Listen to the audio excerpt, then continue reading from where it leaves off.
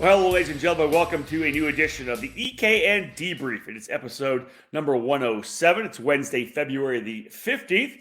And myself, Rob Howden, set up to talk with the 2023 Superkarts USA Winter Series finale at AMR Homestead Miami Motorplex alongside Nate Dean. He and I will be going at it. We were down there for the event and look forward to kind of doing our deep dive into the debrief itself. This week's show presented by Mega Power. For over 20 years, Greg Bell has been building race-winning power for kart racers. The name on this program, Mega Power. If you want to win shifter kart races, it's time to put Mega Power on your kart. Mega Power specializes in gearbox engines such as the TMKZ Rock Shifter and IAME Shifter, but with almost 3 decades of engine building experience, Bell develops winning motors for X30 and Mini Swift and everything in between. Increase your odds of winning in 2023 by calling Greg Bell today at 209-747-2613 to put Mega Power in your corner. All right, Nate, let's jump into this. We were trackside throughout the weekend down in Homestead for the final rounds of the 2023 Superkarts USA Winter Series. The official dates of the event were February 10th, 11th, and 12th. And as I said off the top, AMR Homestead Miami Motorplex presented by MG Tires down in Homestead, Florida. We ran in the clockwise direction, which was interesting because some drivers like the clockwise, some like counterclockwise.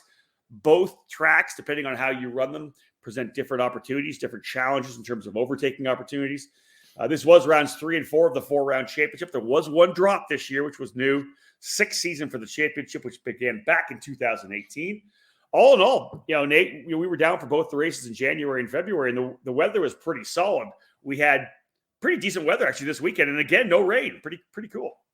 Yeah, unlike previous years past, no rain, so that was nice that it held off. Like you said, relatively good weather. It was a bit chilly the first weekend, and come Sunday, it got a little windy towards the end, but otherwise it was pretty good weather for Florida this time of year. Yeah, Saturday was nice. We had mid to 80s. It was good, but yeah, then the wind came in actually on Sunday. You could see people putting on the sweatshirts on the hoodies. It got a little more chilly on Sunday, but nonetheless, as we said, some blue skies. We did get some overcast at the end of the day on Sunday, but it was just tremendous weather to go down to. And again, no rain, which is something that we, as Nate said, we're normally used to getting some kind of rain, even some of the traditional like midday stuff that happens in South Florida, where you get the rain from 2 o'clock to 3 o'clock kind of thing. That didn't happen. So we were running on the dries for the MGs all weekend long. Nate, let's have a look at the numbers. We do that obviously in all of our podcasts here. Last year they had about 250 drivers we had 250 drivers at the first race this year. It dropped down, and we knew it was going to drop down. When we did the Outlap podcast, there was 190, I think it was 190 pre-entries that we looked at. They ended up getting 27 walk-ups. So there was 217 drivers in total. So a pretty solid walk-up number. Yeah, and I think we kind of talked about Florida races typically having a bit more walk-ups than other ones. So it was expected to see some walk-ups. 27 is a fairly big number, so that was good to see. In terms of classes, it was still down in most. It had, we'll get into it more, but the only one that gained was KA Master, going from 14 to 15. Everyone else kind of dropping off. But like we said in the last podcast, I think it's just a matter of some people wanting to just run that one weekend and shake the rust off, and the others wanting to go for that title.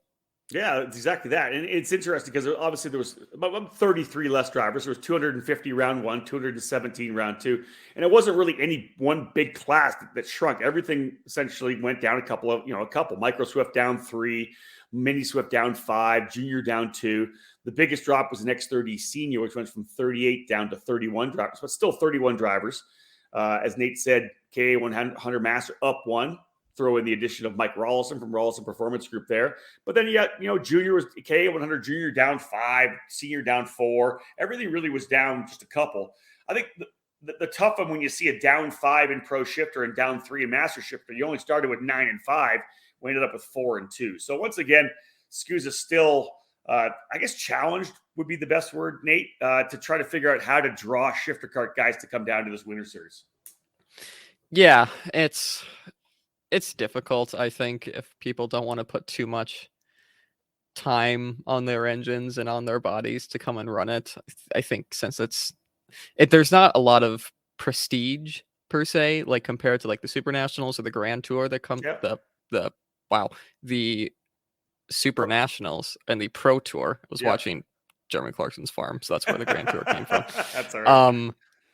Yeah, I think so. It's more of just like that said, just shake the rust off series and people not wanting to put extra time on their engines. How you get people to come down, that's beyond me. That's something for SCUSA to try and figure That's out right. in the future. But yeah, like you said, just low numbers for the shifter categories. It's interesting, in one of the interviews on Kart Chaser, AJ Myers had said that the reason why he came down was because he was living in North Carolina now. He's obviously got a full-time job, and it's like he said, I need to get some driving in where it's hot, right? And it was 80 degrees on Saturday. He said his face was red, he was sweating. It was a hardcore run for 22 laps for him, so he really used it as kind of a training opportunity to get him ready for Orlando and the launch of the Pro Tour in March. So maybe that's, I don't know. SCUSA's going to have to figure out what they'll need to do to entice more drivers to come down. And again, we talk about the fact that shifter racing really is just kind of on that rebirth kind of cycle where everybody's essentially moved to the KZ power plant. We've seen good numbers in other areas. We'll see what SCUSA is able to do to figure out how to get more people out to the race in 2024. That wraps our first segment, folks. When we get back, we'll jump into the paddock pass. A couple of things to talk about. There was some pretty cool stuff that happened trackside. So when we get back, we'll go into that. Ready to step up your game? Joining the Rawlison Performance Group is the obvious choice to take your racing to the next level. Industry-leading driver development is provided by our staff of multi-time national champions, Super Nationals winners, and Team USA members. And at the same time, RPG continues to be a national-level powerhouse race team. Our goal is to help you raise your game and win races. We work with all age groups and are focused on developing those cadet and junior drivers who are ready to take the next step in their racing program. Rawlison Performance Group has set a new standard with our in-house engine program, AVP Engines, headed by Alex Vincent. AVP has become the benchmark in IAME competition. We have the largest OTK inventory that follows our race team, providing trackside parts at all the major events in North America. RPG also offers multilingual support with French, Spanish, and Portuguese-speaking staff. If you want to fight for championships or want to improve your skills and your chances to win, the answer is to call RPG at 503-260-4514. The Rawlison Performance Group. We race to win.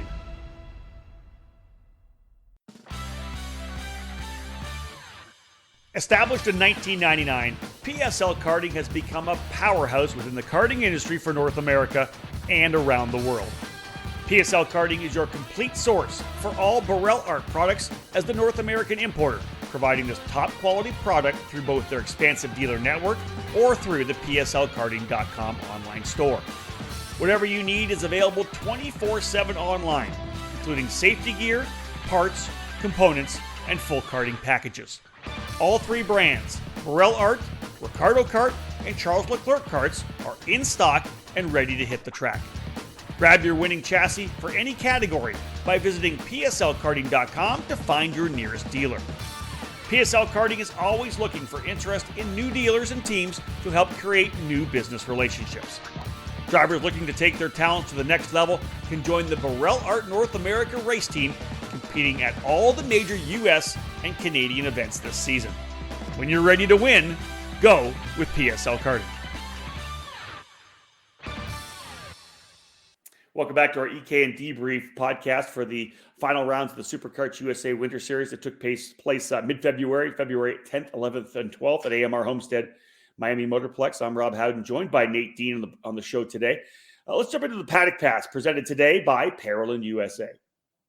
It all started in 1994 when former kart driver Albino Parolin decided to move his passion for karting from the track to his small workshop. That's when Parolin was born. Parolin USA is North America's source for Parolin products, and we run a factory team at all the major Superkarts USA, USPKS, and Rock Cup USA events. The Parolin chassis line for 2022 includes the Invader Shifter, the Le Mans Tag single-speed chassis for junior and senior drivers, the 28mm Opportunity model for the cadet classes, and the Daytona 4-cycle chassis. Get on the chassis that's winning. Drive a Parolin. For more information, head to ParolinUSA.com. So, Nate, we already jumped in and talked about the walk-up numbers. That was, of course, one of the big talking points throughout the day on Friday when we were trackside with 27 drivers coming in. As we kind of walked around, really the first thing that caught my eye was I saw Joe Turney, and I'm looking down at the go-kart, looking at the suit, and, oh, we're not on Kart Republic this weekend. So that was kind of interesting that for Joe Turney, the factory driver for Kart Republic, rolls over for the first round in January wearing the Kart Republic colors. And all of a sudden, he's driving the DAP colors this past weekend. So I thought that was kind of a cool thing to start off the weekend. Yeah, it was good to see a fairly new product out front and being proven. I think one other driver in X30 Senior was running the DAP colors on the first weekend, but it's still fairly relatively new. It's going to be great press for them within the first month of them having those colors, and in the States already winning a major event. So nothing but good press for them. Obviously, a lot of the stuff we're rolling out here came in our Paddock Insider, which we wrote up on Friday and throughout the weekend. A lot of stuff was us working around the paddock. One of the bits was I was talking to Seth Nash, and there's a lot of people right now that are all over the Parallel chassis. It is a very strong chassis, as we know, in cadet competition. Seth said their program, Nash Motorsports, they are 100% focused on the energy chassis for their cadet program, both on their East and West Coast program. So I thought that was kind of an interesting deal as well. Obviously, the energy is a name that's been around a long time. And, talking to Seth, he's good friends with Mick Panagata from Energy. And so that'll be their focus moving forward. So we're going to still see a number of brands in that cadet class. Yeah, it'll be good to see hopefully some different brands up front than just Parallel as it is right now, because they are kind of dominating everything in micro and mini, with both of the titles this year going the way of Parallel USA. So good to see them commit to Nitro Kart and their products, and hopefully we'll see more of them up front. Yeah, the energy chassis. Anyways, energy. And Nitro's obviously made some moves as well. So we may need to have a little cadet article coming out from the website soon. I'm just thinking as we kind of talk about chassis and about the platform of it, that may be something that would be kind of cool as an editorial piece on the website. We'll talk about that off air. Talking about Turney and walking up and seeing somebody in different colors. Well, I kind of cruised over and slipped into Rawlson Performance Group and was going to chat with Mike just to say hi. And when I got into the paddock, he had a racing suit on and was standing in front of a cart.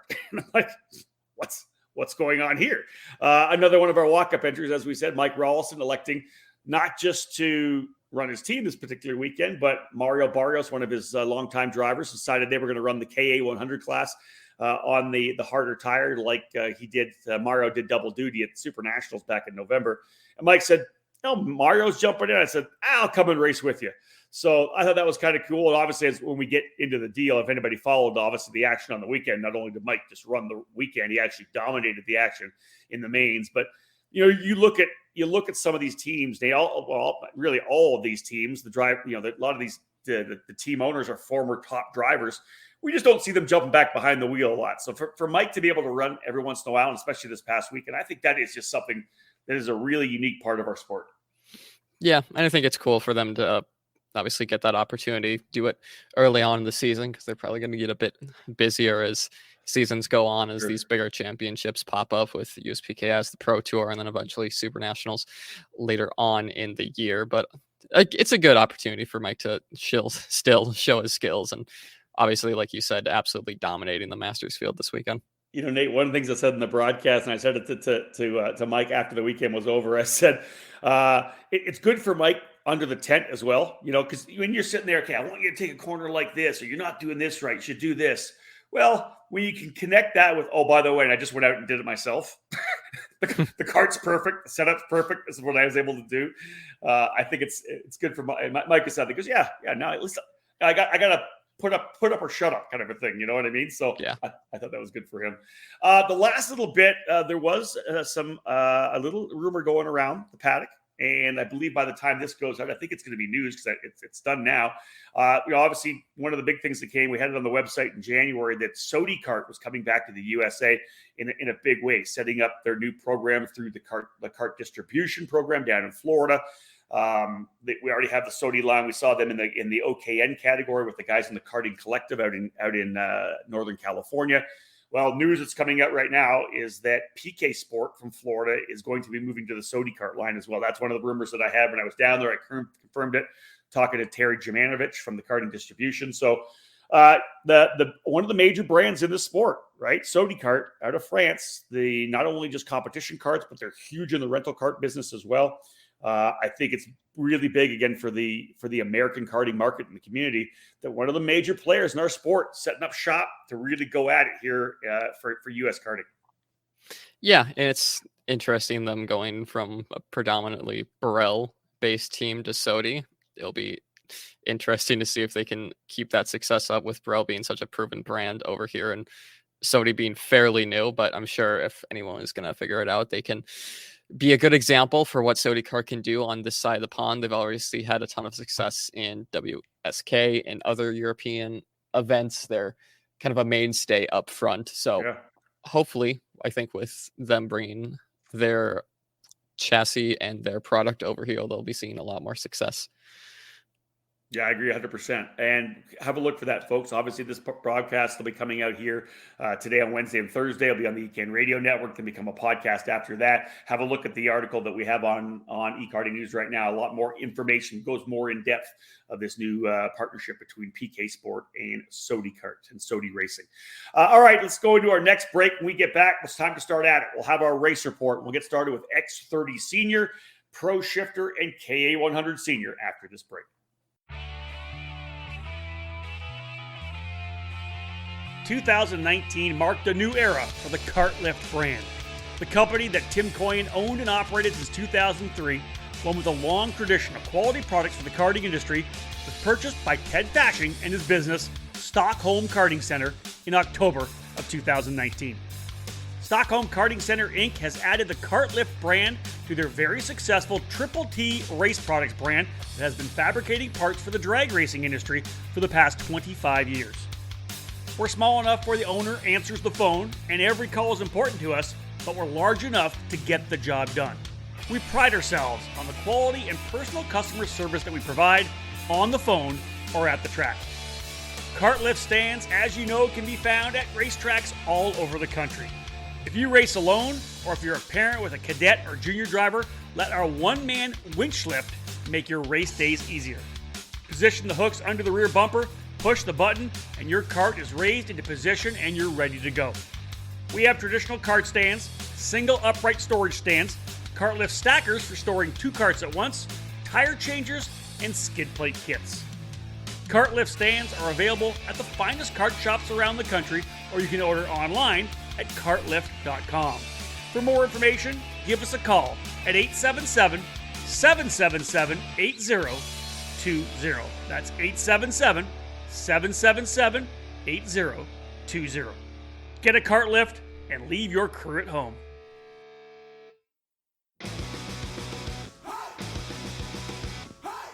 Acceleration Kart Racing is your first and only stop on the internet for karts, parts, and the safety gear you need to get you on the track. Visit shopakr.com for a great selection of karting equipment on a user-friendly website. Acceleration Kart Racing has aligned itself with many of the top manufacturers and distributors in the sport to ensure all the latest equipment is available to you, the racer. With over 20 years in business and customer support available 6 days a week, you can be confident about getting the right parts at the right price when you need them. Be sure to visit shopakr.com today or stop by their headquarters in Las Vegas. Make sure to follow Acceleration Kart Racing on Facebook, Twitter, and Instagram for the latest specials and new arrivals.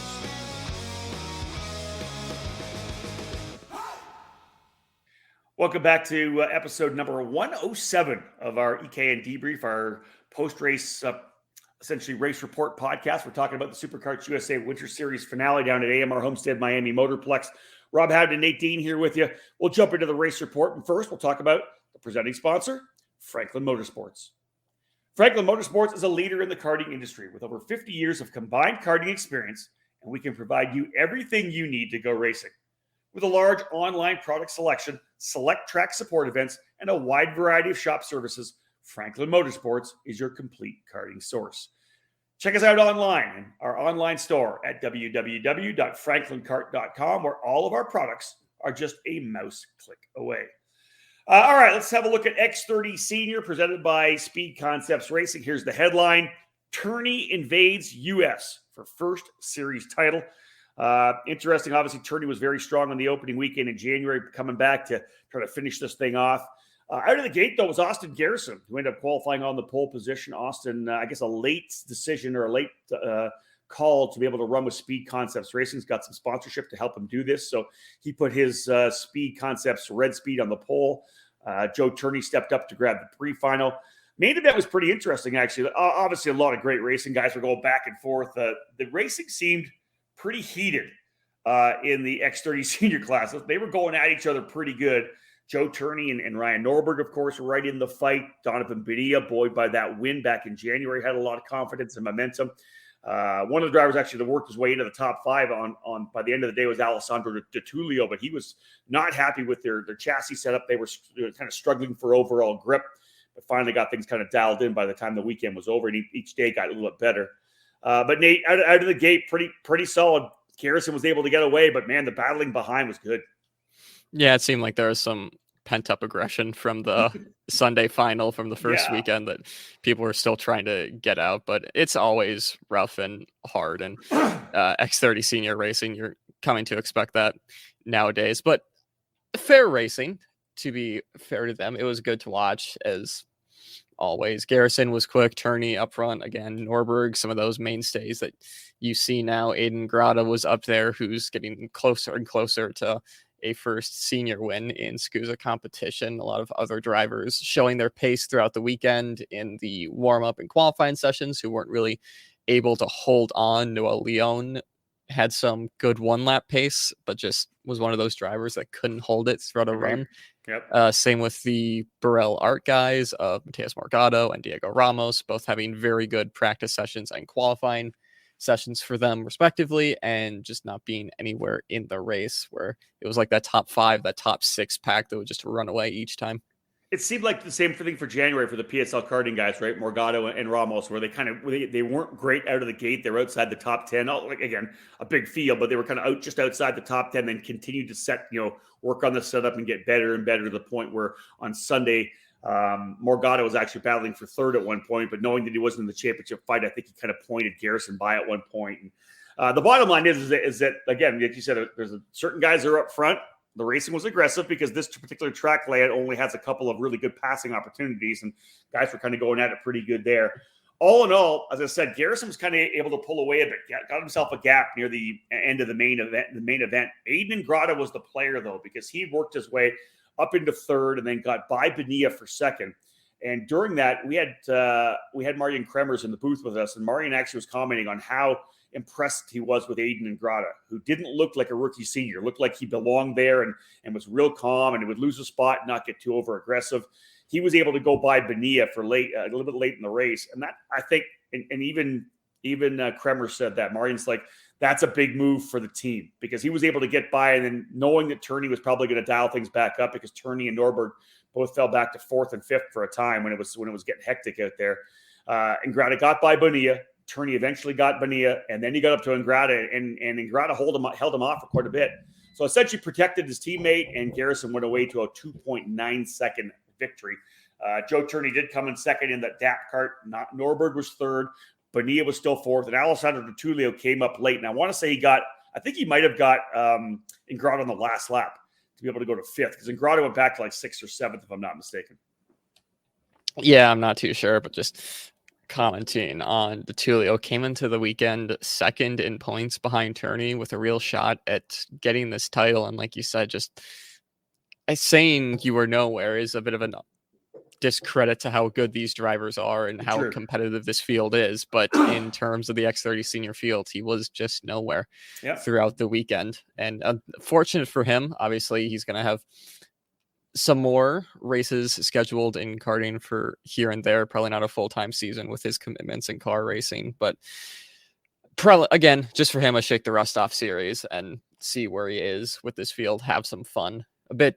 I think he'll be probably a bit disappointed with where he finished after this weekend, but again, it's just such a tough and competitive field that you have in X30 Senior. I think That's it. Norberg commented post race with the Kart Chaser guys, this has been one of the most difficult championships I've been competed in, and it's only 2 weekends. The level of competition was just so high throughout the entire field, where you would see the top 5 or the top 6 just run away, and then a few seconds later it would be like world champions and American karting champions who just can't keep up, and you're thinking just how, like I said, just how competitive this field was. Yeah, that's exactly it. Paulie Massimino will go to the hard charger right now. Of course, he ran the Kart Republic the first weekend, got back on the red speed for Speed Concepts Racing. Was 18th at the start, was able to go up +9. He ends up 9th, so a good run for Paulie Massimino. On Sunday, you look at the results, and it's really all Joe Turney. Qualified on the pole position, took the pre-final win at the green flag, was able to get through turn 1 cleanly and led early.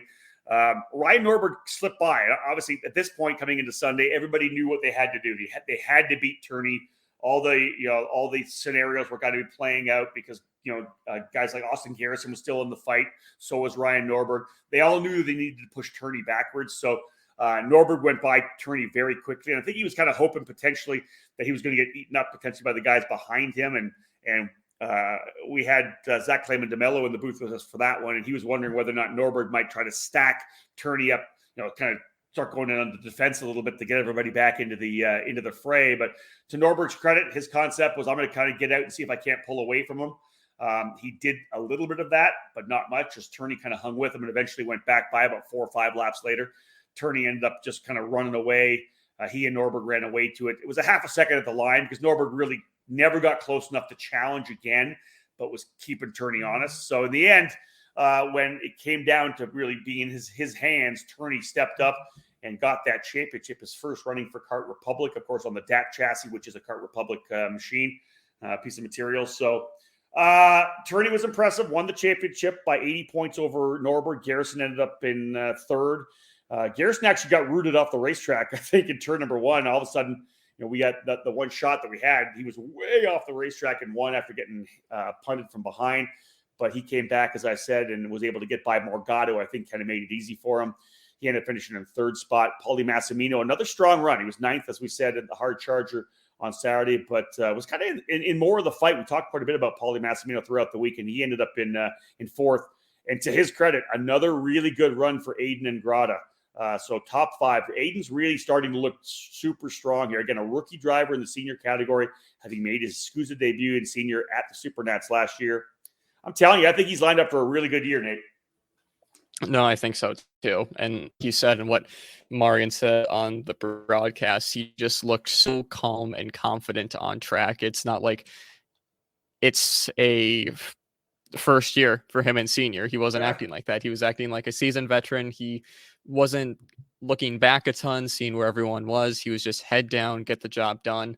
He, at one point, I don't know who the other driver was, but going into what would be turn 4, going the other direction, the hairpin, and then the quick to the left. Obviously, we're going the opposite direction, but he dove in on, I think, 2 karts, one of them being Norberg, the other might have been Garrison at some point, and that was kind of like okay, kind of bold statement from the Speed Concepts driver, and saying, I'm here to stay for this senior titles throughout the year.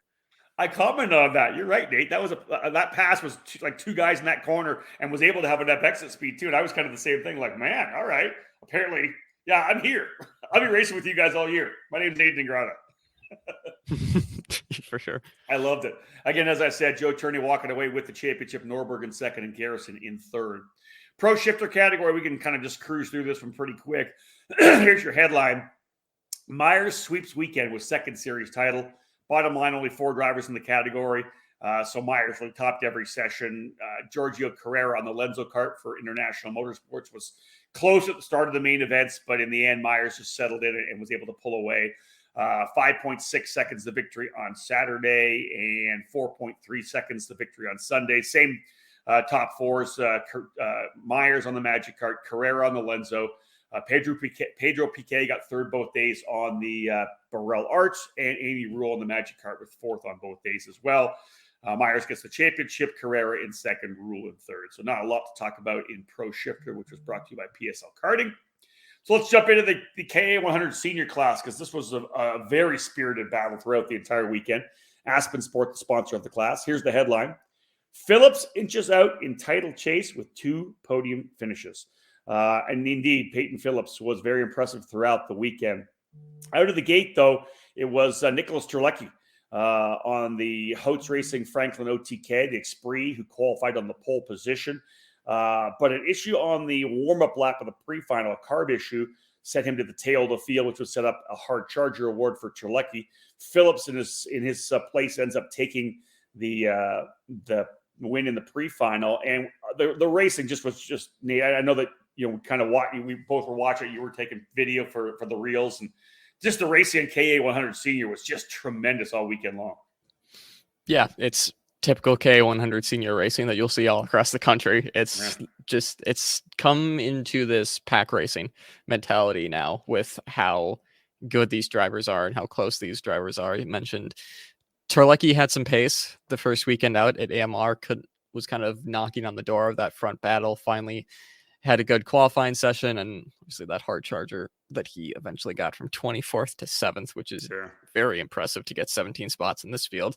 Unfortunate for him, he wasn't really in the title fight, so I think he was just here to try and go for wins, lay it all on the line there, and just prove himself in the senior category that he's been in for the past couple of years. He's really doing that quite well, whether it be he's always up front and a threat, whether it be in SCUSA competition, whether it be at Route 66 or use PKS. He's one of those drivers that in the next couple of years I would not be surprised to see get a major national championship. A couple of drivers that were kind of the forefront in January stepped back up again. That's Colin Lloyd and Aiden Levy. Both those drivers who got wins in January were right back in the middle of the fight as well. The other was Austin Jers on the Merlin for Franklin Motorsports. He really kind of dialed things up and was in the fight again, as was Vinny Miskelis, who had a couple of top fives. Good job for Vinny Miskelis.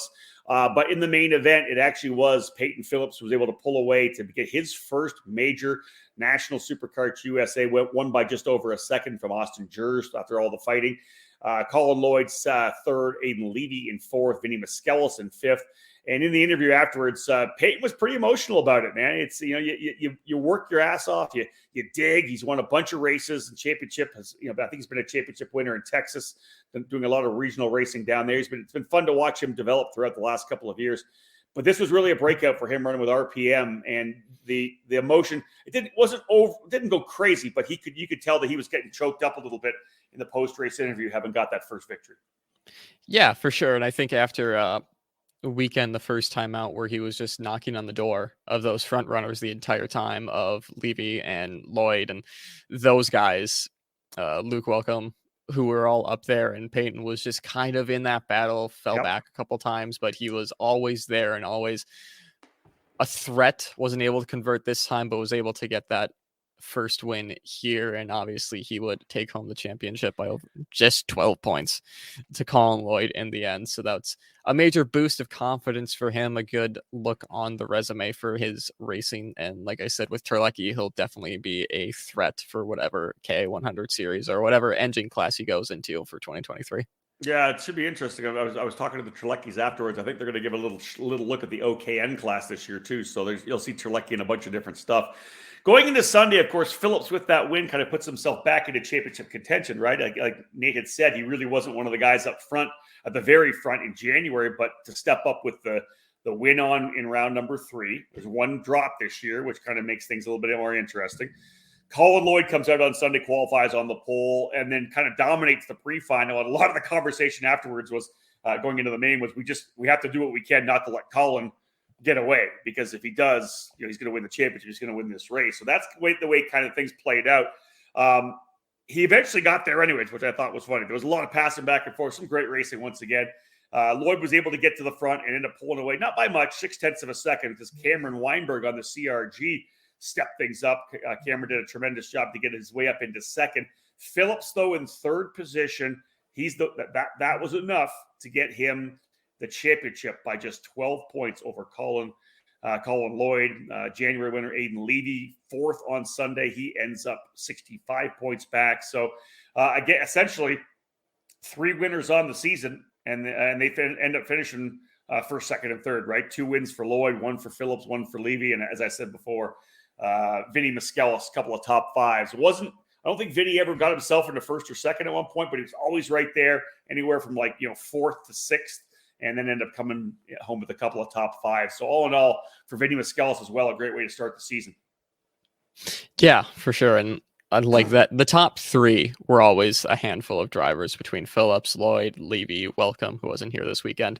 Yeah. But the pack from like 4th to 8th had to have been at least like 15 different drivers throughout the weekend. Agreed. With Yeah. others taking turns. Like Josh Holtz was up there at some point. So he probably didn't have the weekend he wanted. I don't think he got on the podium this for either of the 4 races. But again, a track I don't think he and Franklin have done as much racing on as some of these southern-based teams, especially with the championships that run here a lot, but a lot of impressive performances throughout the field. And when you have so many of them, it's hard to highlight all of them and really showcase them. But again, Peyton Phillips with a very, very well-deserved championship in the end for K100 Senior. Yeah, you mentioned a bunch of drivers there in that extra group. One of the guys that didn't get a top 5, but definitely was a player in the weekend was Noah Rosser as well. He was up 12 spots to 7th on Sunday. So he was one of the guys that was kind of in the fight, even though he wasn't able to get a top 5 finish into it. All right, so let's do another quick break. When we get back, we'll do X30 Junior, KA100 Junior, and then we'll jump for another break after that. So we'll do some KA100 when we get back on this edition of the Debrief. In karting, it's important to be supported by the right people. With over 40 years of experience in the sport, Trinity Karting Group has everything you need to make your program successful. We do it all, and we do it right. Trackside support and arrive and drive programs at many of karting's biggest East Coast events, full product sales and service, and professional coaching from our experienced staff. Trinity Karting Group is a full-service operation based at the Motorsports Country Club of Cincinnati, which gives us access to our custom-designed driver training facility. This allows us to offer private one-on-one coaching to take you to the next level. From arrive and drive and coaching programs to the parts you need, let Trinity Karting Group provide you with customer service and a racing experience second to none. Trinity Karting Group is an official Kart Republic race team, providing full trackside support at all the major USA karting events, including the SCUSA Pro Tour, United States Pro Kart Series, SCUSA Super Nationals 25, and other events throughout the 2022 season. TKG has in stock Kart Republic, IAME, MG and Avinco tires, and more products for those in Ohio and the Midwest region. Trinity Karting Group has a long history of the sport, a winning pedigree, and we're dedicated to driver development. We take pride in our professional approach and our positive attitude. Let us build a custom race program for you. Give us a call at 513-421-4463 or check us out online at trinitykartinggroup.com. You want the best, you just gotta roll with the best. Streeter Superstands. This is Jeff Wessel from StreeterSuperstands.com. You wouldn't put subpar parts on your racing cart, so why put that cherished ride of yours on anything but karting's #1 lifts and stands, Streeter Superstands. Streeter is the original and genuine manufacturer of the second-to-none Bigfoot rolling stands, stackers, uprights, and industry-leading Superlift. We also manufacture and sell the largest and always growing roster of trailer and shop accessories like tire, engine and jug racks, cabinets, spray can trays, bead breakers, and tons more to outfit any size trailer, team, and budget. Streeter Superstands has over 30 continuous years of experience. We're kart racers just like you and know that the Streeter name represents the absolute best in stands, lifts, and accessories for karting enthusiasts worldwide. Durability, affordability, unmatched quality, and customer service, that's what sets us apart from the rest. Check us out now at StreeterSuperstands.com. Roll with the best, StreeterSuperstands.com. Welcome back to the EKN Radio Network, episode 107 of our EKN Debrief, as we're taking a deep dive into the Superkarts USA Winter Series finale at AMR Homestead Miami Motorplex in Homestead, Florida. My name is Rob Howden, joined by Nate Dean and Franklin Motorsports, the sponsor of our race report segment of this edition of the Debrief. Let's go to X30 Junior, which is presented by Rawlson Performance Group.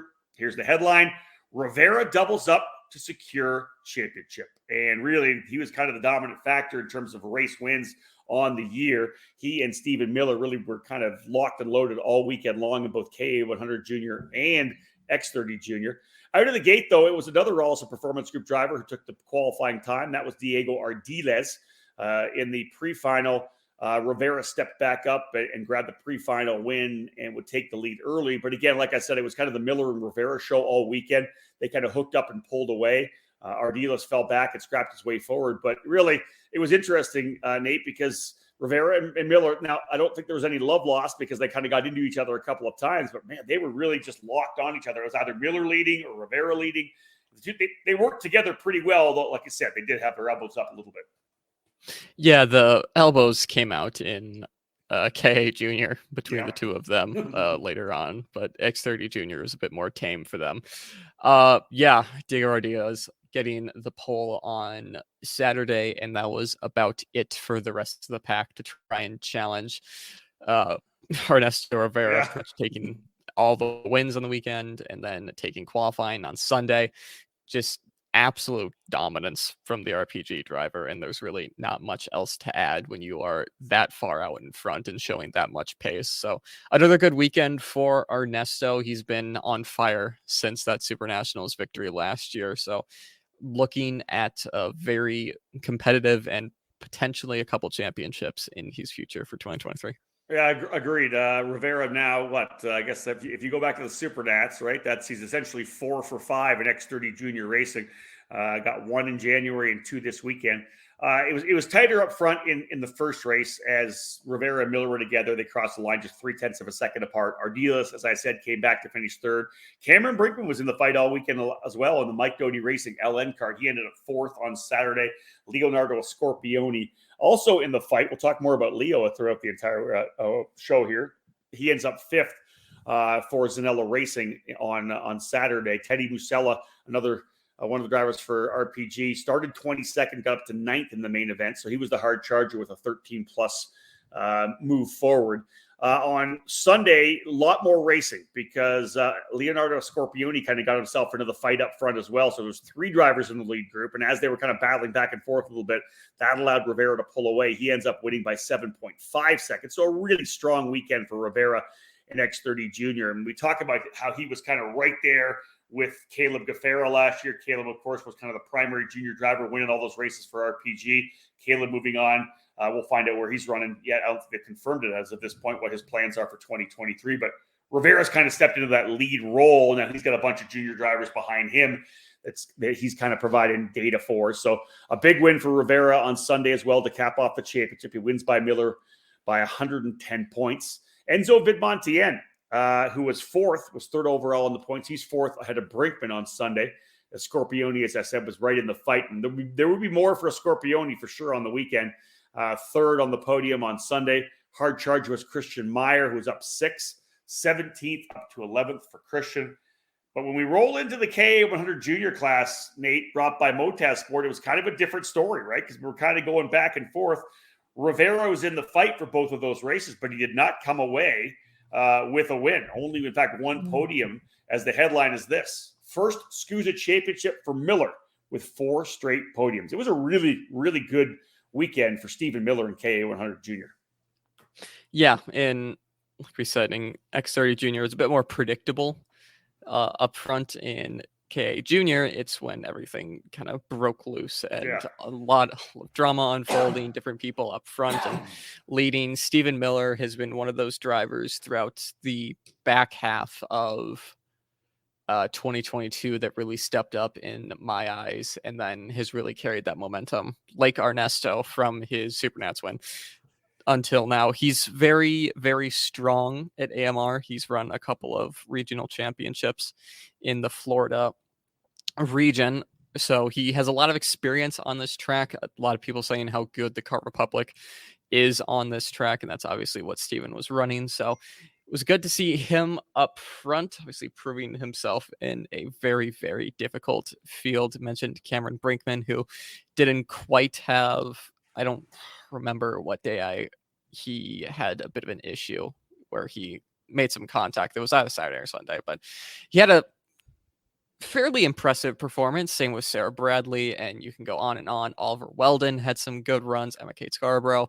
It's the same thing with K100 Senior, where there's so many people who had such standout performances, even outside the top 5, that can't recover in such a short podcast. But just a lot of great drives throughout the field, and Stephen Miller being the star throughout this season. Yeah, Miller in qualifying on pole. The star of the pre-final was actually Oliver Weldon. He was able to go through the entire field from starting deeper in the field, and pretty impressive for the driver who won the Mini Swift Championship last year. He was right in the middle of the fight, so I think Oliver's going to have a tremendous season in that LN chassis for JC Karting. He ended up winning the pre-final, but wasn't able to transition that into a top 5 on the day. Miller was able to win by 2.3 seconds. Sarah Bradley finishing in second, but she was actually third on the racetrack. Hudson Schwartz, I believe, finished second, but got penalized for squish. That brought Bradley up to second. But even regardless of that, a tremendous drive for Sarah. She was very impressive, got right in the middle of the fight, was battling it out with the Brinkmans and the Vidmontiens, and well-deserved, ends up in second position. And the funny thing is she struggled a little bit on Sunday, but with an issue in the pre-final, we'll talk about her as the hard charger because she put in a great run there. So just an overall great weekend for Sarah Bradley. Enzo Vidmontien was third on the podium on Saturday. They were struggling as well. When I talked to them on Thursday or Friday, they were battling with overall grip as well on that Paralon. But they got things dialed in, and he was definitely back in the fight when we were going racing on Saturday and Sunday.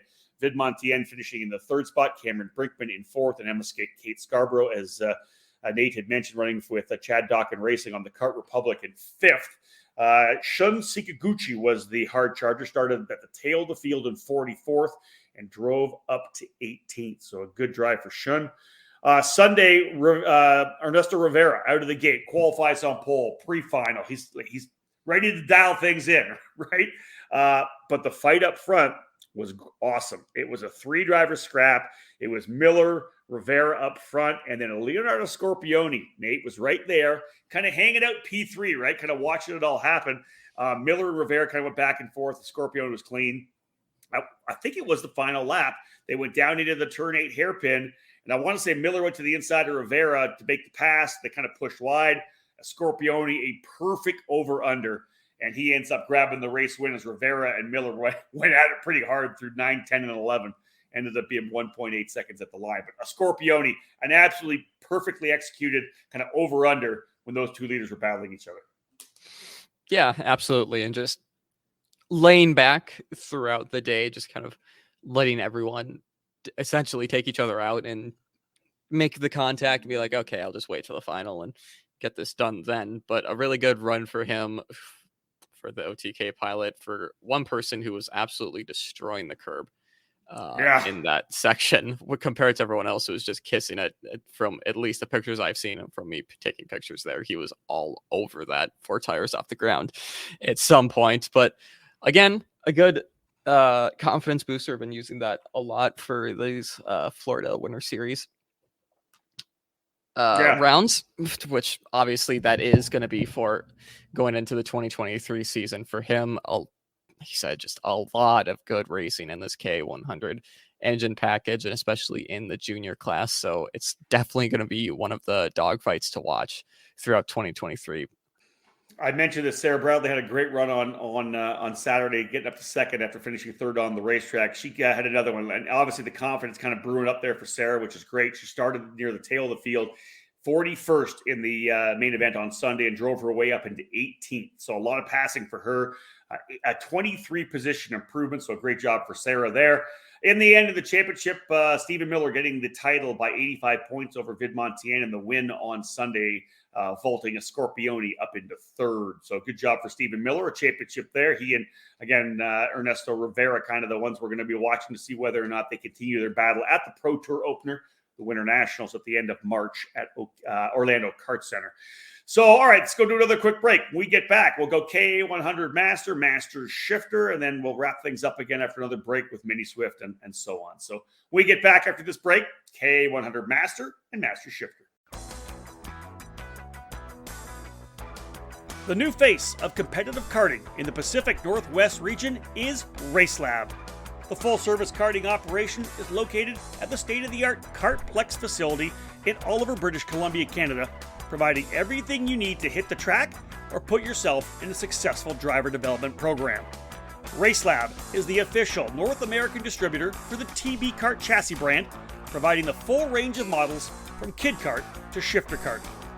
Villeneuve Racing Karts is their flagship product, available only through RaceLab. The brand carries the name of Formula One champion and Indianapolis 500 winner Jacques Villeneuve, with each model produced by TB Kart. Kartplex, the home of RaceLab, is situated on the grounds of the Area 27 Motorsports Park.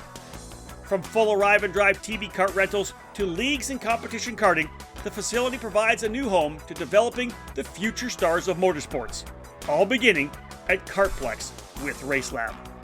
Follow RaceLab on social media on Facebook and Instagram, or load up their website at www.theracelab.ca to learn more about TB Kart and Villeneuve Racing Karts.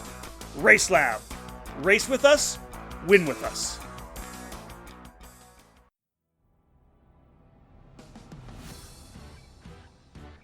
Motor mounts are critical to producing 100% of the power your engine has to get you on the podium each and every time.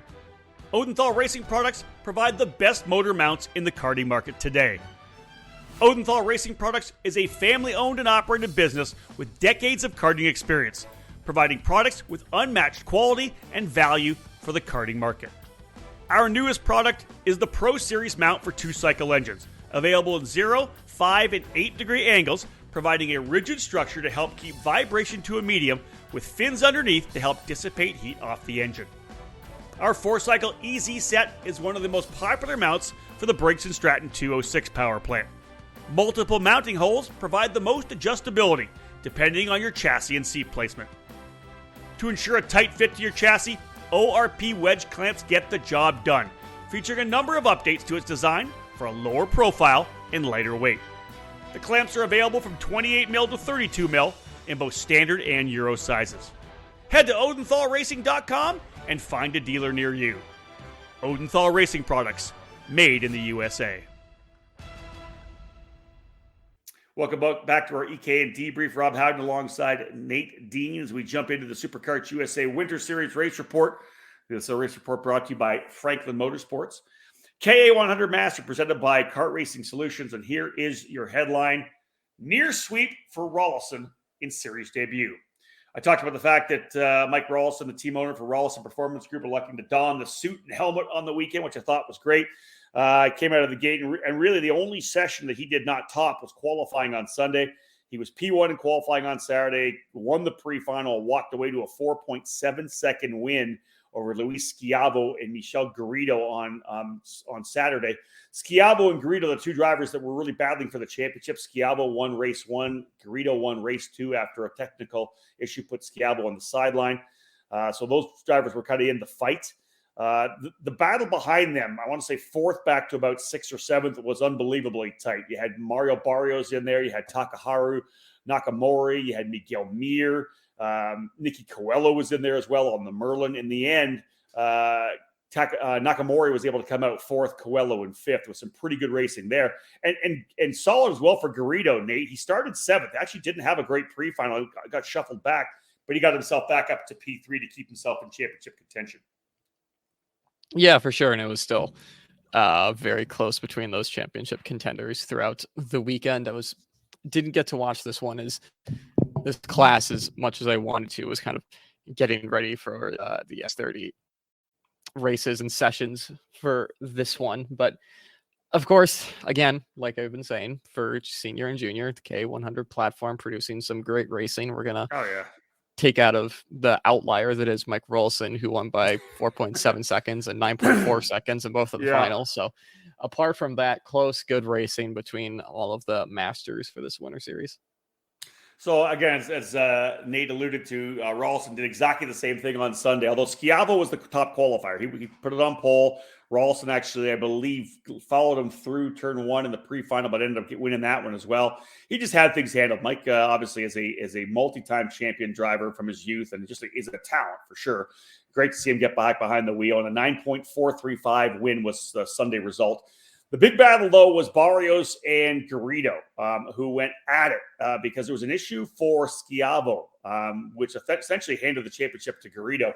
Schiavo had something happen, I think, at the very start. I don't even think he started the race. Again, kind of walking away from his cart in disgust.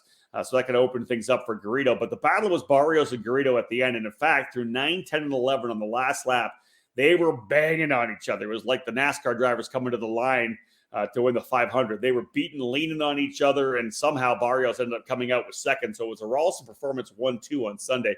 Garrido in third, though, solidifying that championship by 34 markers over Schiavo. Miguel Mir, who had mentioned running for Orsilon Racing on a Tony kart, was in the fight from fourth back to seventh and eighth on Saturday. He worked his way up to P4 on Sunday, and that gave him third overall in the championship as well, and another top five for Nakamori, who was also the hard charger.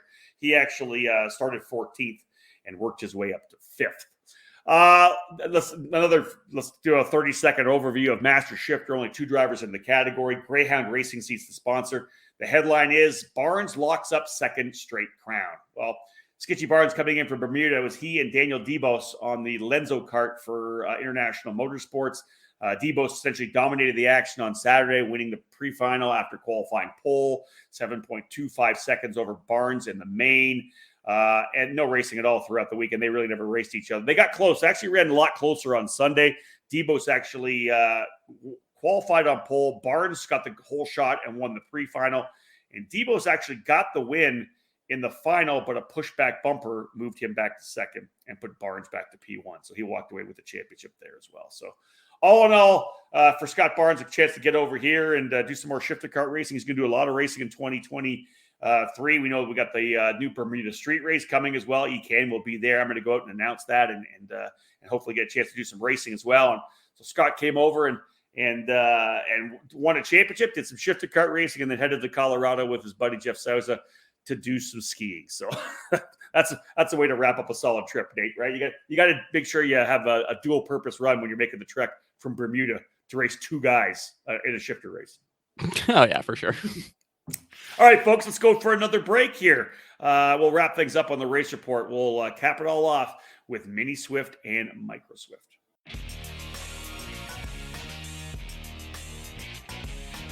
All over the karting world, everyone knows OTK is the gold standard for quality and performance. In the US, OTK USA is the source for all things OTK. From the legendary Tony Kart brand to the race-winning Cosmic and Esprit chassis, and now the new Red Speed and EOS brands, OTK quality is second to none. All 5 brands are winning races and championships across the country in national programs like the Ruck Cup USA Florida Winter Tour and the Challenge of the Americas, the SCUSA Pro Tour and Winter Series, and the Pro Kart Challenge, the United States Pro Kart Series, and the WKA Manufacturers Cup. And OTK products are also front and center on the podium of club and regional races from coast to coast. To learn more about a specific product line, you can find the OTK USA dealer near you, whether it's Tony Kart, Cosmic, Esprit, Red Speed, or EOS. Visit www.otkusa.com. Specific chassis territories are still available, so kart shops interested in adding a winning component to their product lineups can contact OTK USA directly.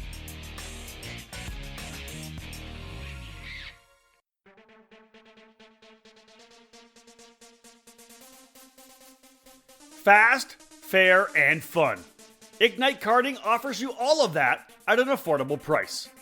Ignite Karting utilizes the spec Margay Ignite K3 with a Briggs & Stratton 206 engine and a Hoosier R80 tire. Everyone in the junior, senior, and masters classes compete on the same Ignite K3 chassis, which puts all the emphasis squarely on driver development. Additionally, Ignite Karting is accessible at the local, regional, and national level. Special events for the 2023 season include the Ignite Majors, which begins with the annual trip to the Daytona International Speedway as part of the WKA Daytona Kart Week as part of both the sprint and road racing events. Those in the Midwest can enjoy the regionally based Ignite Challenge, which just finished up a record-setting season in 2022.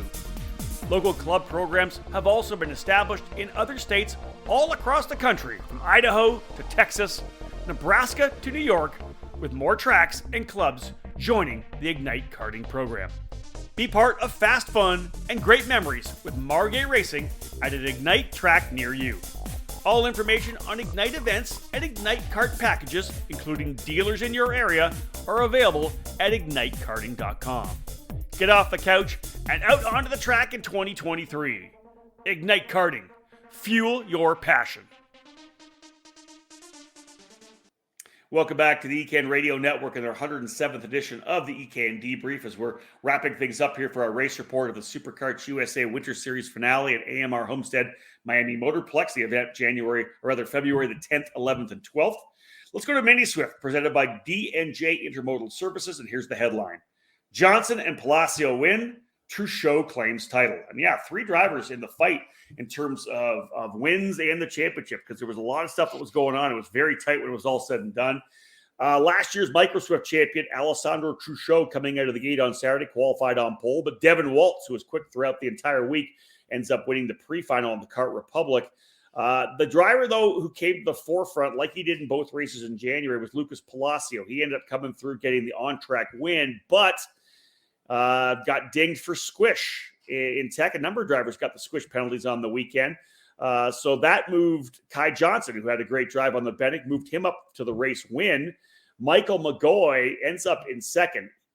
Over the last lap, I think he was 5th to start the final lap. He, in fact, for most of the lap, but through the final couple of corners, McGoy did a great job, somehow found his way through on the last lap, ends up 3rd on the racetrack, but that turns into 2nd because of the penalty to Palacio, and the penalty also bringing Max Christia, we talked about quite a bit throughout the weekend on the Paralympic, brought him up to complete the podium in 3rd. Yeah, and some fairly tight racing in the Mini Swift field. As you mentioned, Palacio getting dinged for squish, which is unfortunate for him, being able to use that as his drop. Say what you want about that. Nothing against Lucas or anything. It's just should you be able to drop a technical DQ? You weren't, leave that up for debate. That's something you weren't able to do, right? A technical DQ, you weren't able to drop it, but SCUSA is allowing any drop of anything now. So there's nothing holding back the drops, which I found interesting. That's definitely something different, isn't it? Yeah, it's a different approach, we'll say. I think in most other series, you're not allowed to do that. I can't think of one off the top of my head that does it the way that SCUSA did for the Winter Series, which I don't know. I'm not totally for it. I think obviously in the case of Lucas, it wasn't any bad intent. It was just a bit of issue on the squish. I really don't think you should be able to use that as a drop, because at the end of the day, your kart was illegal. But anyway, that's another topic. You wonder whether or not they think it's. A lot of people are renting engines nowadays, right? You rent an engine, right? Or you have an engine and somebody services it for you. So it's not the driver's fault. It's kind of the engine provider's fault. You know what I mean? It's that trying to potentially separate responsibility. I'm not sure if that's the reason. I'm just throwing it out there as the counterpoint on the conversation. So anyways, Max Christie, as we said, goes to 3rd.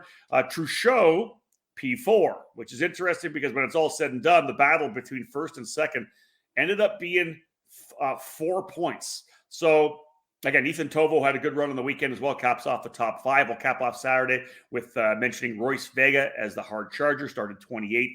He drives up into 12th, so a 16-position improvement for Royce Vega. Out of the gate on Sunday, Michael McGoy stepping things up. He qualifies on pole. There's a race win coming pretty soon on the national level for Michael McGoy. He has been looking really good. Truchot, big points in the pre-final. That's one of the reasons why we've got this championship, because remember, in January, Palacio won both main events. He should have came in as the primary championship contender, but his races were so good to watch because he started so deep in the field, 20-something on Saturday in January, then outside the top 10 on Sunday. He didn't have the good points in the pre-final. SCUSA awards a lot of points. It's 100 points to win a pre-final. So Truchot, who was more consistent over the entire year, gets big points in the pre-final, wins the pre-final. In the main event, Palacio steps up, rebounds, comes back, and puts it on the table, gets the win by 1.1 seconds. Michael McGoy slipping by Truchot on the final laps to be able to work his way into 2nd as well. But Truchot 3rd, Nate, enough to win the championship by just 4 points. Yeah, and Truchot just having a really good start to the 2023 season. Palacio, very, very close behind. The two of them were both dominant on their days. They never really battled it out between each other from what No, I you're right. saw. But yeah, just came down to a when one was dominating, where was the other on track between the two of them. Michael McGoy, like you said, coming in third, who has won a major national karting event with the Super Nationals last year after the technical DQ I of forgot Turner about the Brown. technical DQ. Yeah, So yeah, he got pole and he got that win last year. But in terms of 2023, definitely is going to be a championship contender for whatever series he runs. Obviously, it's going to be a hard fight, as it always is in this mini Swift category. And we talked about that going into the first weekend, about just the level of competition and how many drivers are moving up from micro Swift and how close it's going to be. And we definitely saw that. I think 7 drivers in the end within 100 points of each other. So that was very, very close. I'm just trying to get that right. No, that wasn't. No, 5 drivers within that Okay. 100 point gap between Tight, Kai though. Johnson and Ashton Woon, who were also up there. Woon not having a great winter series, but having the pace. Kai Johnson getting that win. And then you look to the outside, who had some off days, but Devin Walls, Ethan Tovo, Marco Romeo, Max Yeah. Christie, Devin Walls, all these drivers are very, very quick on their day. So this is going to be a class to watch for 2023. Ashton Moon, you mentioned he ended up finishing in that 4th spot. Santiago Namnam in 5th, and again, good pickup on the McGoy thing. I forgot about the penalties and him winning the Super Nationals. It was interesting because I talked to Michael and his dad after the day on Sunday, and McGoy and Michael's like, he's tired of finishing second. Obviously, finishing second on the racetrack because he got that win, but he wants to have that victory on the track when you're coming across the line, hands in the air. So I think it's going to happen for him before it's all said and done. Let's move our way to MicroSwift and cap off the race report for this edition of the Debrief. Racer Racing, the sponsor of MicroSwift. Here's the headline. 2 new winners added as Pizzonia Nito earns championship. And that kind of tells the story. Antonio Pizzonia Nito was the dominant, flat-out dominant driver when we were there down there in January for rounds 1 and 2. That was not the case on this particular weekend, as it was essentially a 3-driver fight up front the entire weekend long. Antonio Pizzonia Nito had to battle out with his teammate João Paulo Bonadaman, as well as Maxwell Macha, the SLA karting driver on the parallel. All 3 drivers on parallels. Macha got out of the gate with qualified on pole on Saturday. Valentino Santillan, who has also been really good throughout the entire Winter Series Championship, won the pre-final. But the main event was a 3-driver breakaway. João Paulo Bonadaman, Antonio Pizzonia Nito, and Maxwell Macha were able to pull away. In the end, Bonadaman came out with the win. They were literally almost side by side, 3 wide coming across the line. He was able to find his way into the win. 66 thousandths of a second at the line as Pizzonia Nito got a really good run out of the final corner, but just couldn't quite nip him at the line. But again, that's a win, and a second for Pizzonia Nito rolling into Sunday. Macha, though, with 3rd, came up just a bit short. Colton Schneigenberg and Santillan. Schneigenberg on the energy, Santillan on that parallel, rounded out the top 5. Liam Van Beek, another parallel driver, up 7 from 18th to 11th as the hard charger. But Sunday, a little different play out there, Nate. Again, Maxwell Macha ends up pole in qualifying, but he kept it up and essentially topped all 3 sessions on the day. Yeah, Macha, who was in that second pack for the first weekend and was up there on Saturday, just decided to walk away from the rest of the field, who, like you said, qualifying, pre-final, and final all went his way for, again, the Paralin driver, who Paralin cannot be more happy with that cadet chassis, I would assume, because that is just dominating every series it touches. A great win for Maxwell. I'm not sure where he would have. Yeah, he would have finished 2nd in the championship. So good season for him. 80 points back from Pizzonia Nito, who obviously had that insanely dominant run. Yeah. The first time we were out, who was always at least, I think, like 5 or 6 plus seconds for both of the finals. But it was good to see some racing in Micro Swift after racing up front in Micro Swift that we kind of got starved of the first weekend. True. 3 or 4 drivers at some point. So it was nice to see from these guys. That's very true. Yeah, it was kind of, like I said, it was very dominant for Bisognanito in January. Macha actually was able to pull away. That kind of left them behind him to scrap. He won by 11.2 seconds.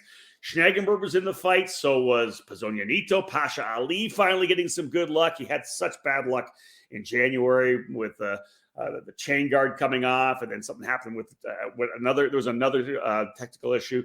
But Pasha stepping things up and was able to work his way onto the podium. A strong run to third for him. Bisognanito actually not even on the podium on Sunday after 3 straight podium finishes, first, and second. He ends up fourth, but that was enough for him to get an 80-point championship win over Macha. Santillan, on his consistency, ends up third in the title.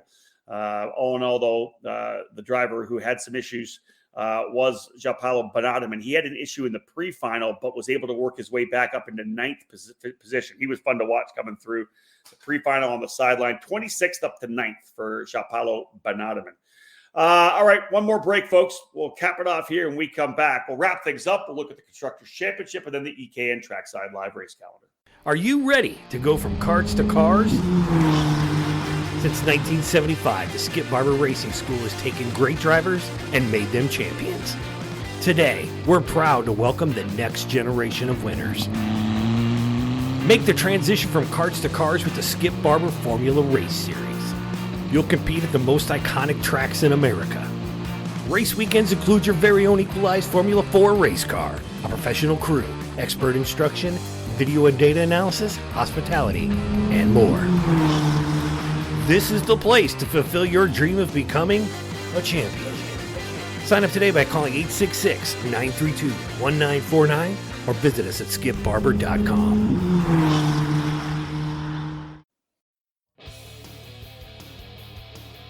History, success, family. Those are the 3 words that can describe Comet Kart Sales, one of the longest tenured karting businesses in the United States. The family-owned operation located just outside of Indianapolis has provided karts, parts, and services for thousands of racers in the near 6 decades of business. Their online store features everything you need, continually adding new parts to their product line. From full karting packages, new engines, spare or replacement parts, and safety gear, find it all at CometKartSales.com. Their Comet Racing Engine service has won multiple major events and championships over decades of karting and continues to offer the best trackside service in the industry, specializing in IAME X30, IAME Swift, and other 2-cycle power plants. Make sure to head to CometKartSales.com or call them at 317-462-3413 to be part of the Comet Kart Sales family today. All right, let's put a bow on this edition of the EKN Debrief as we just wrapped up the race report of the Superkarts USA Winter Series, the event down in Homestead, Florida, running in the clockwise direction. Let's wrap things up. A couple of the notes, I guess. Yeah, the first Winter Series season we've had that didn't have significant rain. You look at the past a handful of years, from this thing started. There was always one day, Nate, that we got literally poured on. We flooded the paddock before. The wind was so bad it blew up the kart chaser tent last year when we were trying to do the broadcast there. It was we just had good weather, and it was fantastic to get down there to some warm weather. There were some cool times, but it wasn't Minnesota or Canada cold, so we had some good weekends. I think everybody was pretty happy. Yeah, and for a Winter Series season to have about a total 15 minutes of rain when karts were on track seems insane to me. Yeah. So very, very lucky for us, for those who are quite good in the rain, obviously a bit disappointed for them, but you're all going home with dry suits. So that's always a plus, and not having to dry everything out when you get home. All in all, no red flags on the weekend. We always wait till the very end of the day on that. And the weekend, there was no red flags whatsoever, which was great. Clean. It was aggressive racing, but nothing big of any sort, which was awesome. One thing I thought was interesting. I talked to a lot of drivers as we wrap things up here about which direction they like, and it was kind of a split. Some drivers said, "I really like this direction." Some guys said, "Well, there's not that many places to pass here," but then other guys go, "Well, I think there's more places to pass because there's at least four really good opportunities to overtake in really 1, 2, 4, 6, 7, and turn number 8, right? Even in turn number 9, but not a lot of places to pass there. I was interested in what drivers liked, and all in all, I was pretty happy with the exciting racing we got at X30 Senior. Yeah, and I think going this direction at pretty much every corner becomes a passing opportunity, whether there's not really a bad passing opportunity where there are on the other direction. There's some places where it's like, if you attempt to pass here, you're going to lose us a ton of time.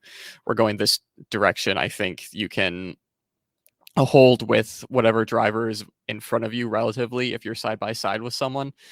I heard Norberg say this direction, it kind of just breaks up the flow of going the other direction.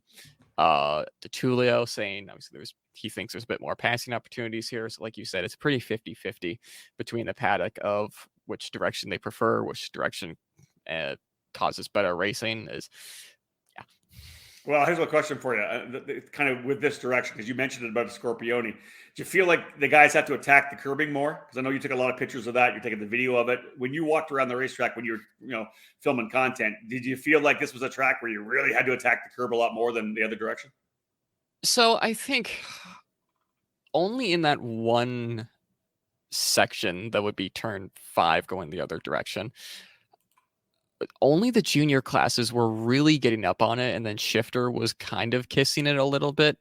But like KA Senior, X30 Senior, they weren't really touching it all that much during racing. Okay. From what I saw in the qualifying and the warm-up sessions when I was out there, they were full attack. And I posted a few pictures of Turney, Ramos, and Norberg, who were full attack over that section. But when it came to racing, everyone kind of backed off of it, which I thought was a little interesting. I saw a couple of instances where might explain a little bit, where I know Rivera in junior was one of those that was all over it. And if someone was close enough and they had a run on him, they would get your front bumper underneath their rear tire. So that might be one reason why some people didn't attack as much, so people don't get under you and really mess up your chances into that hairpin, because you have a very long straightaway going after that. So you're going to want a really good exit out of it. But yeah, it was just really the junior classes and a couple of the shifters that were full attack over the curbs. Yeah, indeed that. One of the things, obviously, from being at the final round of this is we're all of a sudden thinking about the Winter Tour, right? We're thinking about the Pro Tour, the Winter Nationals is coming up. Which drivers are we seeing that are really good here? Maybe their home track at Homestead. What are they going to be like when we get up to the Orlando Kart Center? What's the Winter Series look like? My question too is, are we going to see Joe Turney back? I hope that they bring him back again, because I think he enjoyed himself over here. We know that we're going to have Thomas Stolzer-Manis over for a couple of events. We'll see how many drivers from Europe maybe come over to do some racing here this year. Yeah, and I'm sure that's all the American drivers who are up front thinking, great, we have to keep up this level of competition. But a lot of them were relishing this challenge, and Norberg being one of them in his post-weekend interview. And it's only gonna help us for writing the stories. It's only gonna be a help for the fans who get to watch some incredible racing with a strength of field that just continues to go up, especially in these seniors classes, with the likes of Joe Turney joining us, with Thomas Stolzer-Manis, who are these heavyweights over in Europe coming over to play with the Americans and prove themselves. So it's looking to be a very fun and competitive 2023. Let's go to the Constructors' Championship. 9 brands winning over the 18 races. Magic Kart getting 4 wins with the shifter kart categories, AJ Myers and Scott Barnes. Cosmic with 4 wins. Obviously, the Rawlison Performance Group guys stepping up with Ernesto Rivera and Mike Rawlison. Tony Kart with a couple. Kart Republic with a couple. Parolin with 2 as well. Single wins for Red Speed, Lenzo Kart, Bennick, and DAP. And, of course, DAP with Joe Turney. So 9 different brands scoring race wins. Let's wrap things up now, folks. We'll have a look at the EKN Trackside Live race calendar presented by MG Tires. Top-level production with a focus on a single form of motorsport, karting. This is MG Tires. MG Tires are the official spec tire for the United States Pro Kart Series, Route 66 Sprint Series, Sunshine State Karting Challenge, and countless clubs across the country. No matter your compound preference, MG Tires has you covered. Whether it's the medium SH Red or the soft SM Yellow, you find at many karting events in the U.S. or the soft, or the super soft rather, green SS or intermediate white IZ optional compounds, MG Tires USA has your set of winning rubber in stock. For more information, go to MG Tires USA and its extensive list of dealers near you. Check out their website at www.mgtiresusa.com. MG Tires for the drivers. All right, let's cap things off here. In March, we've got a couple of races at the start of March, and of course, at the end of March, we head down to Orlando for the event, the Superkarts USA Winter Series, the Pro Tour opener. David Cole and I will be back. Actually, no, Dave will be there by himself. In fact, all three of us are going to be trackside somewhere on the first weekend of March 3rd, 4th, and 5th. David's heading out to the Challenge of the Americas. Well, that'll be an EKN trackside live coverage event at Phoenix Kart Racing Association in Glendale. We'll have the Mike Smith will be joining David because I will not be there. I'm going to be in St. Petersburg for the USF Pro Championships opener alongside the NTT IndyCar Series. So watch for Mike and David to be there. Again, an EKN Trackside live show. So we'll be streaming the live broadcast on the app and on ekartingnews.com/live. Again, I'm going to be in St. Petersburg. Nate, you're going to be trackside on that weekend as well, though. March 3rd, 4th. I thought isn't that the Spring Nationals for CKNA? Oh, yeah, that's I was looking at my calendar. I'm like, I'm not due until the end of March. Yeah, Spring Nationals for right. CKNA. That's it. That'll be a fun. You're not really going down in an official EKN, like we're not doing a full coverage deal, but you're going down to help out some crew. You're going to be down there with man, that's going to be a big race. They had 220 pre-entries, I think, last week, right? Yeah, they put CKNA putting out a post just a couple days, I think, after opening, and immediately hitting that 200 mark that we talked about so much. And I haven't checked what it is now. I'm a little scared to check to see if they've possibly hit 300 for this race. But I know a lot of people, at least from my area, have gone down in the past couple of years. I don't think as much so this year, but obviously a lot of interest in the A206 package and B CKNA as a whole. Yeah. I don't know if this is a round in quotes for the East or South series. They do these they do add these bigger events into some series. Yeah, I think the Northeast is. I think the new Northeast series is using it as one of their rounds. I think. Yeah, I think so. Yeah. Anyway, so there you go. So all three of us will be trackside. Of course, as I said, I'll be doing the USF Pro Championship Series, formerly known as the Road to Indy. David will be out for the Challenge of the Americas at PKRA in Glendale, Arizona. Again, that'll be an EKN trackside live show with Mike Smith on the PA, and Nate will be trackside. Helping out some buddies and enjoy himself down at the CKNA Spring Nationals in Charlotte. Week after that, actually, David will be heading to the USPKS Southern Grand Prix. So a lot of racing going on at the Orlando Kart Center, a lot of racing going on in Florida throughout the month of March. David will be there for the opening rounds of the USPKS at OKC in Orlando. That is March 10th, 11th, and 12th. So back-to-back for David, doing Challenge of the Americas and then USPKS. So that great program is going to get things fired up. They had massive numbers last year as well, and a lot of stuff going on with USPKS. They're obviously adding the shifter kart category this year as well. So that should be an absolutely massive event down in Orlando on March 10th, 11th, and 12th.